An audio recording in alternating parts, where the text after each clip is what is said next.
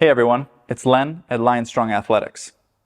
If you're interested in fitness and want to create a program for yourself, I want you to take a look at supersetting. Supersetting was made famous by Joe Weider and the bodybuilders of the 70s like Arnold Schwarzenegger. Now we want you to implement this into your program, and I'm going to show you how you can do that dependent on your level of fitness and your goals. But first, hit that subscribe button so you can stay up to date on our most recent videos. Okay, so what is supersetting? Supersetting means we are doing 2 exercises back to back with little to no rest. Why would we do this? The benefits of this is our heart rate stays higher for longer. So typically with an exercise, I'm at a resting heart rate to start, say it's 72 beats a minute. I will do this exercise and I go up to, say, 120 beats a minute. During my rest period, my heart rate is going to drop slowly back down. While we are supersetting, we're going to go back to back with exercises, my heart rate is going to stay high or even get higher. So the benefit of this is cardiovascular health and endurance within the muscles, but also endurance within your body to be able to handle exercise for a longer period of time. And this translates to your day-to-day life. You'll have more energy as you're performing tasks or going on a hike. You'll be able to accomplish this better. Another added benefit is just a slight increase in burning calories because we have our heart rate up for longer. Of course, we'll be tackling calories with our nutrition mostly, but a little bit of an increase in burned calories does not hurt anybody. The most important benefit of supersetting, especially for beginners or people who are entering the gym or non-advanced lifters, is time. So if you typically have an hour workout, if I superset properly, going back to back with exercises, I can get that done in 30 minutes, half the time. If you have an hour and a half workout, I can be there for 45 minutes, etc. So your time in the gym is cut down drastically. For a lot of people, that's a good thing. We want to get in the gym, get our task done, and then go home and do whatever hobby or interest we want to do outside of the gym as well. So there are 4 different types of supersetting.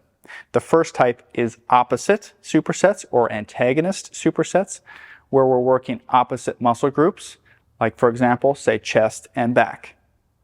Our next type is push and pull, and it's very similar to the opposite, but we're combining a compound exercise with an isolation exercise. The next one is an upper and lower, pretty simple. We do an upper body exercise, we do a lower body exercise. And the last one, only for advanced lifters, is an agonist or a same muscle superset. And what that means is we are working chest and chest. And we do that in a isolation to compound sense. It doesn't have to be chest, it can be legs, it can be any muscle group, and we'll get into that in a sec. So stay watching. I'm going to show you all 4, and then we can decide based off your goals or how new you are to the gym what you want to implement in your program. The first technique we're going to go over for supersetting is the antagonist or opposite muscle groupings. So what that means is we're trying to find muscles that do opposite movements. For example, chest and back do opposite movements. My chest pushes, my back pulls. Biceps and tricep, my bicep closes my elbow joint, my tricep opens my elbow joint. Same with our legs on the bottom, my quad opens up my knee joint, my hamstring closes my knee joint. So these are some opposite movements that we can put together to create an opposite or antagonist superset. So I'm going to start by demonstrating a chest back option that you can do in the gym. We have a lot of options with this. What I'm going to do today is an incline press followed by a dumbbell row. Now, why did I choose these 2 exercises? This is something you can do very easily in any gym setting because I am taking up one space or one bench at the gym, and I am bringing dumbbells over to that same workspace to complete this exercise in the superset. What we really want to avoid, especially at public gyms, is I'm doing a machine on this end and I'm walking over to the other side and doing a machine on that end. We want to try to have these supersets contained in one area so people aren't taking your bench or taking your dumbbells if you leave them on the floor. So if you leave your stuff unattended, people can walk in and use whatever they want. It's an open gym. Okay, so we want to try to keep it confined. I'm going to use this bench here, and I'm going to stand beside the bench to do my second exercise. Okay, so let's get into it. I'm starting with the chest press. I'm doing a pushing motion. As I'm pressing up, I want to take this guy to failure. I'm done. I immediately, very little or no rest, go into a back row. So I just did my push. I now do a pull, and I'm working this exercise back to back. I'm saving a lot of time. I no longer have to wait a minute in between, because while I'm doing this back exercise, my chest is resting. And while I do the chest exercise, my back is resting. The next exercise I want to go over is the bicep and tricep, a really good thing to implement. I can do it right here with dumbbells as well, with a simple bicep curl. So right now I am closing my elbow joint with my biceps. My triceps are currently resting. And then once I'm done that exercise, I can go into a kickback where I'm working my tricep muscle and my biceps are resting. I don't need to spend extra time in between sets.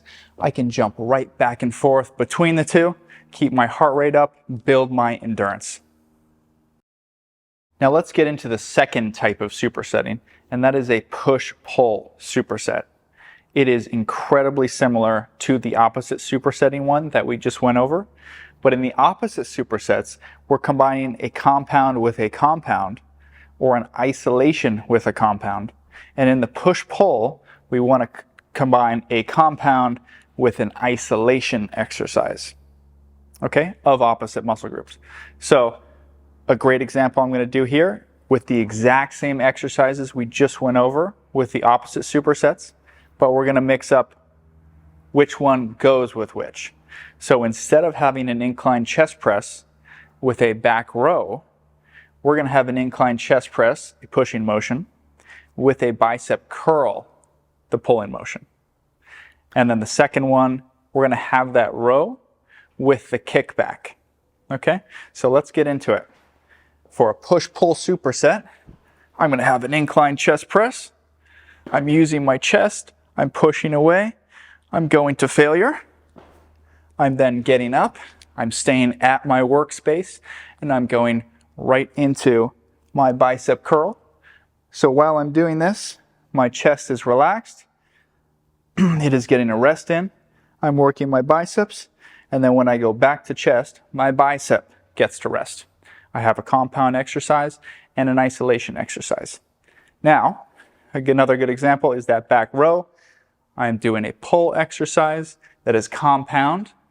You often want to start with your compound, not your isolation, just because it's more work. And then I can rest for 2 seconds and go into my superset of a tricep kickback. This one is an isolation. I just went from compound in that back row into an isolation with the tricep extension.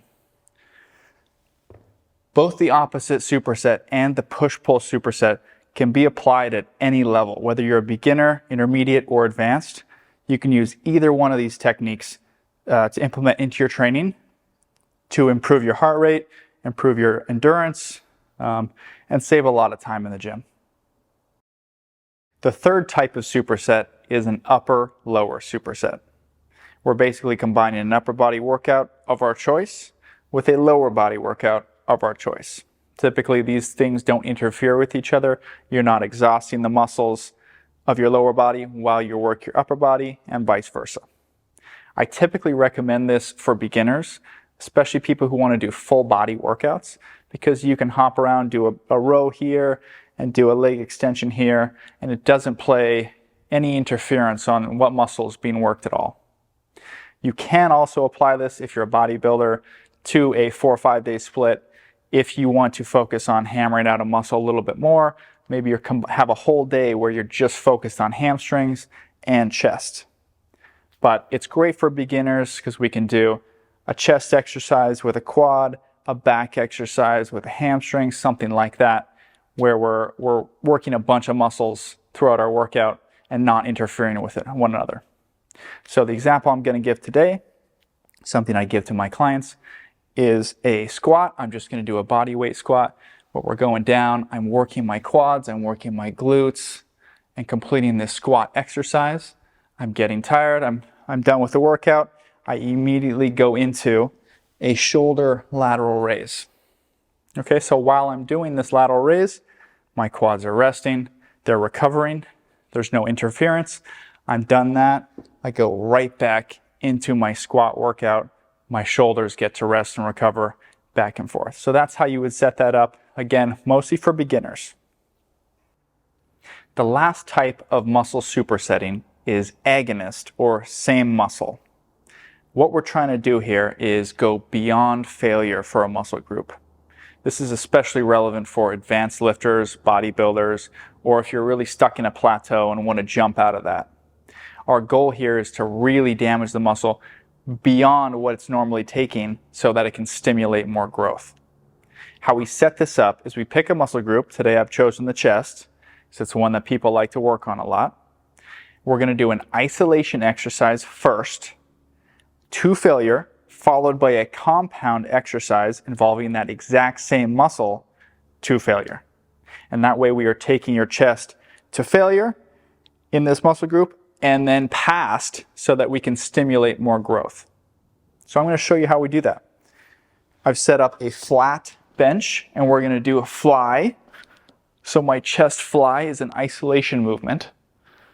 I'm trying to stimulate my chest, isolate it, go to failure. Once I've hit failure, I am immediately, this is very important on this one, immediately, I'm not letting any rest time go between this. Jumping straight into a compound movement for chest. I've chosen a push-up and I'm going to failure doing this push-up. And my triceps and my shoulders are going to help me accomplish this goal because my chest is so tired. But because we're still primarily working the chest, it is going to be on fire and it's going to stimulate a lot of growth. This is especially relevant for bodybuilders, or if you need to break through a plateau, try some agonist supersetting into your program. So as you can see, we have a lot of different types of supersets that we can implement into your program. For the large majority of you, you should be doing supersets. That way you can save time in the gym, you can keep your heart rate up, burn more calories, increase your cardiovascular health and endurance. Now go leave a comment, let me know which type of superset is your favorite and what kind of videos you want to see next.